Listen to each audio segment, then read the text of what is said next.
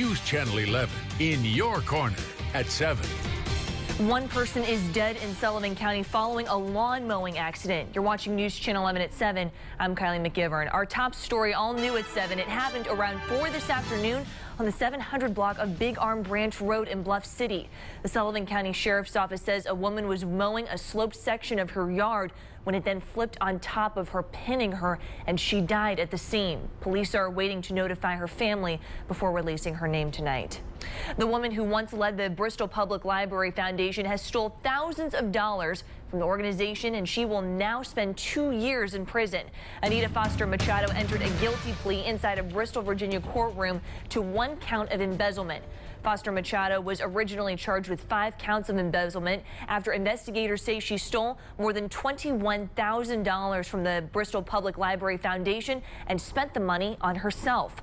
Foster Machado is the former executive director of the foundation, and we learned she paid $20,000 restitution to the Library Foundation today. After the guilty plea, Foster Machado was taken to jail. Her 2-year sentence will begin immediately.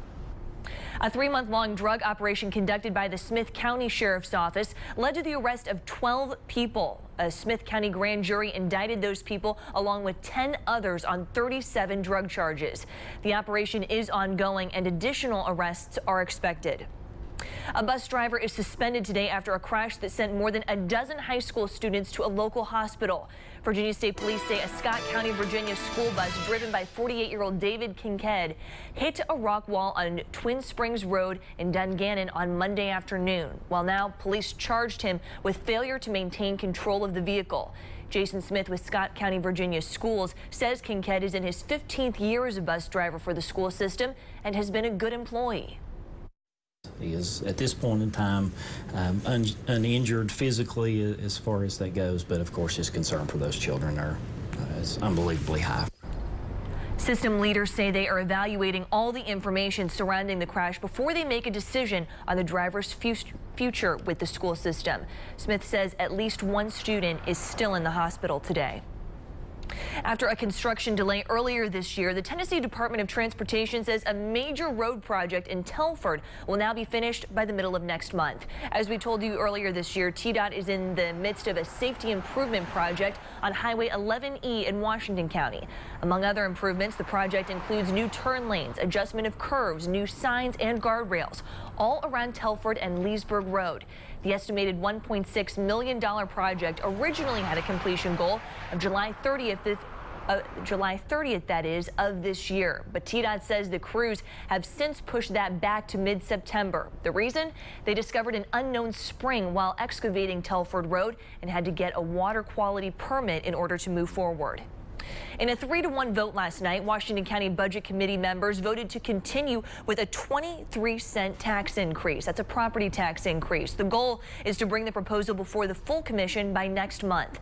The increase is needed in order to fund a $100 million capital improvement plan in the county going towards school and roads. But County Commissioner and Budget Committee member Joe Wise says that his #1 concern is time, as the county has just over a month to approve the plan in order for the tax hike to go into effect this year. I don't think 6 days and 30 minutes is an appropriate amount of deliberation and consideration. The Budget Committee saw that capital plan for the first time 13 days ago. From the standpoint of the timing, it was a matter of addressing this following the operating budget. The Budget Committee will meet again next Thursday to further discuss the proposal before handing it over to the commissioners in September. A wrongful death lawsuit against NASCAR's Tony Stewart is moved from state to federal court.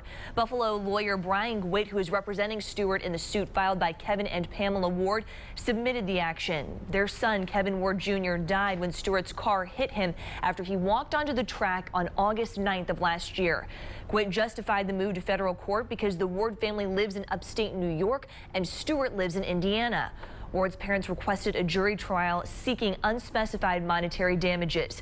The filing by Stewart's attorney states the Ward family is expected to seek more than $75,000 in damages. IndyCar driver Justin Wilson is altering lives in death. His younger brother said on Twitter that that Wilson saved 6 lives by donating his organs. The 37-year-old died Monday from a head injury that he received during a race Sunday at Pinoco Raceway. A piece of debris that fell off another car hit Wilson in the head. His car then careened into the wall at the racetrack. A helicopter took him to a nearby hospital where he later died with his family by his side. Wilson is the first IndyCar driver to die because of an on-track accident since 2011. He leaves behind his wife as well as 2 young daughters.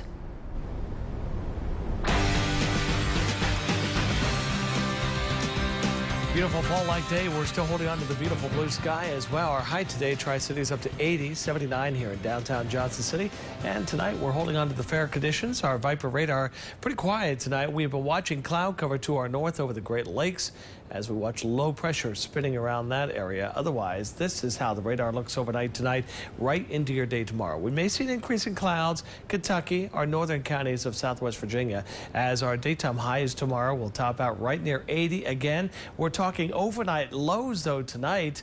Back into the low 50s, some 40s possible in the higher elevations. You can't beat it for this time of the year. That fall-like weather pattern continuing at least 2 more days. We do have some changes coming our way for the weekend. More on that in my accurate forecast coming up in just a few more minutes. Kylie. Thanks, Mark. The Sullivan County Bluff City Kingsport animal shelters are near capacity, and because of that, now through the end of the month, adoptions are half off. The event Dog Days of Summer Cats 2 is held to help pets find a forever home. SBK says this time of year is extremely busy, and they always get a lot of pets dropped off at the shelters. This is our most booming time of the year. It's about like it doubles. And it's breeding season for cats. That's why we get a lot of cats. I mean, we had almost about 350 or 375 cats last month. Right now, dog adoptions are $40, senior dogs are $25, and cats $35. Again, that will last until August 31st. New at 7 tonight, 95 new jobs are coming to Kingsport. Walmart announced it is opening a Walmart neighborhood market this fall. Meanwhile, a temporary hiring center will open at 1880 North Eastman Road, Suite 150. Both full-time and part-time jobs are available. The majority of new associates will begin work in October to help prepare the store for its grand opening. Applications will be accepted Monday through Friday from 9 in the morning until 5 p.m. Coming up later this week, East Tennessee State University will host the annual Tri-Cities College Fair. More than 70 colleges and universities throughout the Southeast will send representatives to speak with students as well as parents about their school's admissions processes and requirements. All area high school students and their families are welcome to attend. This will be Thursday from 9 to 11:30 in the morning and then 6 until 8 p.m. Students from area high schools will be bused to the fair during the morning program. The college fair will be held at the Freedom Hall Civic Center. We have a traffic alert for you out of Buchanan County. In less than an hour, crews will begin bridge work on Barn Owl Road through tomorrow morning.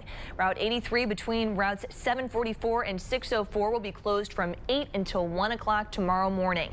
Detours will be in place. And excitement continues tonight at the Appalachian Fair in Gray. Gates open at 3 this afternoon, and the fun does not end until around 10 o'clock tonight. It is the Appalachian Fair Food Drive night tonight. The fair is partnering with Second Harvest Food Bank of Northeast Tennessee. So if you bring in 5 cans of food to donate, you can ride 2 Midway rides for free. You can drop off your donations at gates 1 and 5 in the Fair Midway near the Farm and Home building. Joe Lasher Jr. took the stage at 7 o'clock. Country music star Cole Swindell will follow with the show on the main stage at 8. And for a complete list of the times and events at the fair, there's a lot of them. You can head to the link to the fair's website at WJHL.com. And new laws are set to take effect in the Commonwealth tomorrow, so we'll break down what they are and give you all the details next on News Channel 11 at 7.